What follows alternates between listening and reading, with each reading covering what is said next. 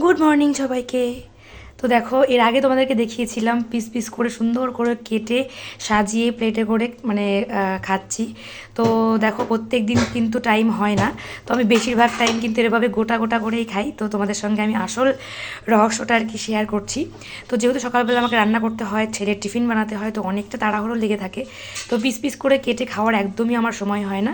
তো সেই জন্য এরকমভাবে আমি খোসা ছাড়িয়ে ছাড়িয়ে রেখে এভাবে গোটা গোটাই খাই। তো কলাটা আমার খাওয়া হয়ে গেছে, এখন আমি আপেলটা খাবো, তারপরে হচ্ছে শাকালুটা খাবো, তারপরেই স্যালাডগুলো। টক ফলটা এখন আমি খাবো না, কারণ টক ফলটা খাওয়ার কিছুটা সময় দেওয়ার পরে গিয়ে মিষ্টি ফলটা খেতে হয়।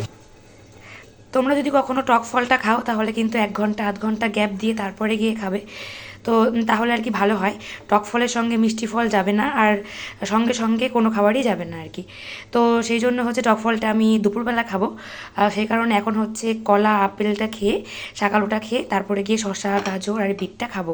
তো তোমরা এভাবে ট্রাই করতে পারো, যাদের হাতের সময় কম এভাবে গোটা গোটাই কিন্তু খেয়ে নিতে পারো।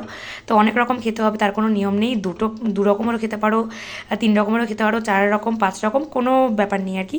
যে যত পরিমাণ খেতে পারো, যার কাছে যতটা অ্যাভেলেবেল থাকে সে তত পরিমাণেই খেতে পারো।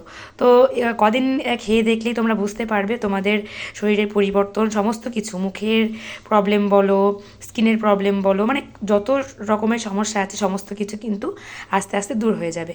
তো কেমন লাগলো ভিডিওটা অবশ্যই কিন্তু কমেন্টে জানিও। Tata, bye bye.